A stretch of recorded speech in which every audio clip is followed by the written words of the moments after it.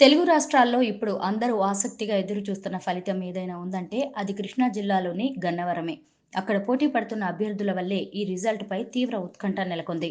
అయితే నియోజకవర్గం ఏర్పాటైన దగ్గర నుంచి ఇక్కడ ఫలితాలు సంచలనమే. 1955లో గన్నవరం నియోజకవర్గం ఏర్పడగా సిపిఎం వ్యవస్థాపకుల్లో ఒకరైన కామ్రేడ్ పుచ్చలపల్లి సుందరయ్య ఆ పార్టీ తరఫున పోటీ చేసి విజయం సాధించారు. 1962 ఎన్నికల్లోనూ ఆయన రెండోసారి జయకేతనం ఎగురవేశారు. తర్వాత జరిగిన ఎలక్షన్స్‌లో వరుసగా 3 సార్లు గెలిచి కాంగ్రెస్ హ్యాట్రిక్ కొట్టింది. 1967లో సీతారామయ్య, 1968లో జరిగిన ఉప ఎన్నికల్లో వెంకటరత్నం విజయం సాధించారు. 1972లో జరిగిన ఎన్నికల్లో ఆనంబాబు విజయం సాధించారు.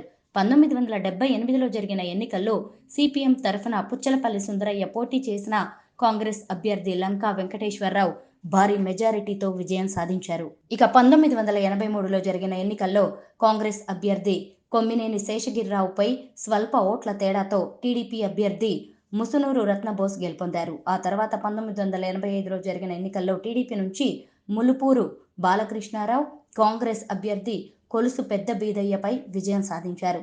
టీడీపీ నుంచి కాంగ్రెస్ చేరిన ముసునూరు రత్నబోస్ 1989లో కాంగ్రెస్ తరఫున పోటీ చేసి సిట్టింగ్ ఎమ్మెల్యే బాలకృష్ణారావుపై స్వల్ప ఓట్ల తేడాతో మరోసారి విజయం సాధించారు.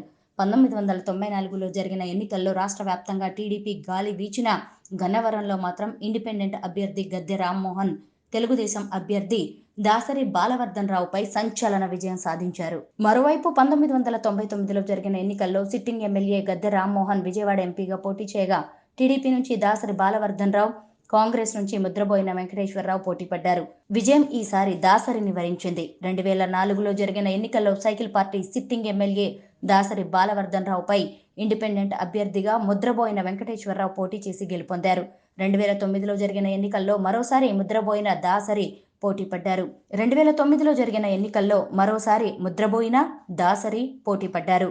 కాంగ్రెస్ నుంచి ముద్రబోయిన వెంకటేశ్వరరావు పోటీ చేయగా తెలుగుదేశం నుంచి దాసరి పోటీ చేసి మరోసారి గెలిచారు.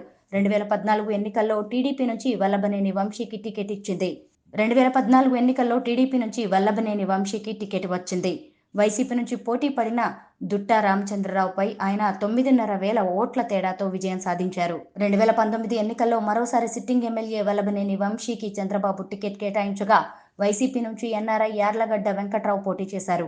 ఈ ఎన్నికల్లో స్వల్ప మెజారిటీ 838 ఓట్ల తేడాతో వల్లభనేని వంశీ గెలుపొందారు. అనంతరం ఆయన వైసీపీలో చేరగా వంశీపై ఓడిపోయిన యార్లగడ్డ సైకిల్ ఎక్కేశారు. మరోవైపు వీరిద్దరి మధ్య పోటీ నువ్వా నేనా